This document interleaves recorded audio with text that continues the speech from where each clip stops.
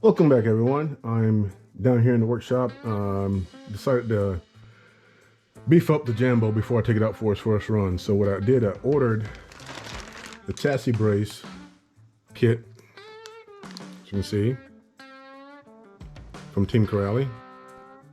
Part number C-00180-910. This will fit all 1/8 scale to include the Skeeter, but the Skeeter comes with a chassis brace already on it. So before I take the Jambo out for its first run, rip, whether it be a speed run if I'm able to, or the initial first run in the back 40 once it dries up, because it's been raining lately here. So yeah, I decided to beef her up just in case something does happen. She flips and do some cartwheels, and I don't want to damage the chassis right now. So this should help prevent bendage or tacoing of the chassis. So that's what I plan on doing, installing this onto that. And the tools that I'm going to use, I'm going to need a 2.0 driver and a 2.5 driver.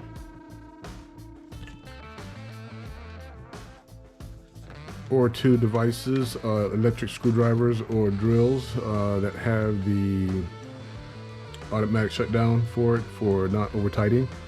Again, for 2.5 and 2.0. I'm going to need a 7mm and a 5.5mm nut wrench. And if I can't get to certain spots, I'm going to use some pliers. So yeah, that's what I'm going to use. Oh, and by the way, this kit is a Team Corally kit that I purchased when I got the Skeeter. So these come in handy along with the MPIs. And once break open the bag, I'm gonna lay everything out and show you what it looks like, and then I'll bring it right back. All right, so these are the assortment pieces that you get for the kit to help put it on. A couple bags of assorted screws and nuts, 3mm nuts here, 14mm screws, button head, they're all button head, 10mm, 12mm, 8mm, 16, 20mm. You get the connecting rods that goes on the end of the shafts, the braces themselves. You get a new support, whether it be for tall or short, depending on which one you use. You get the top plate, center diff cover where these braces connect into, a new gear cover, new hinge pins. These are screw in, not just push in. Support brace where the center brace attached to the shock towers. On and off switch cover, back brace that goes for that. Another top plate that you have to assemble, and that is it that comes in the bag. So now we're about to start putting it together. All right, so what I did is I sorted all the screws out, as you can see. It's on a white piece of paper so I can find them and not know which one they are. I did number them by millimeter: 17, 23, 21, 7, 9, 36. All these are button heads here. These are flat heads, and these are the nuts that go on them. I laid everything out so that when I need to get to it, I can find it and get to it real quick. So this does not take a long process for me to do and show you guys. All right, how I'm going to do this, I'm going to start from the front, work my way to the back, and then towards the middle, because that's where you have to connect everything at. So I'm going to start with the front shock tower, take that apart, take the top plate off, take the brace off here, add the new parts to it, include the hinge pin, and then I'm going to work my way to the back, adding the mounting brackets back here and the mounting brackets to the middle in that order. And hopefully it doesn't take 20-30 minutes to do this, and if it does, you guys will see this in super fast speed. So that being said, we're about to get started here.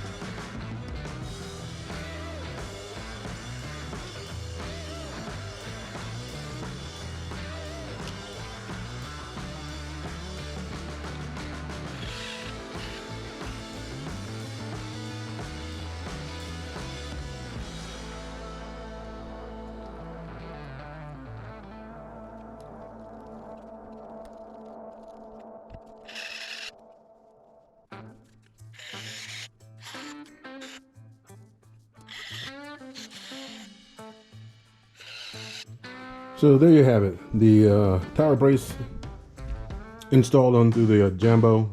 It's ready to run now. I'm not afraid about tacoing or putting any damage to the chassis, so it's not working anymore. Because as you know, I'm not the best driver out there, and my back 40 is not the even ground, and it will flip and do cartwheels all over the place. So yeah, it took longer than I thought it would be. So yeah, you're gonna have some extra parts if you do decide to do this. I would suggest it. That way you can preserve the body, the chassis for a long period of time.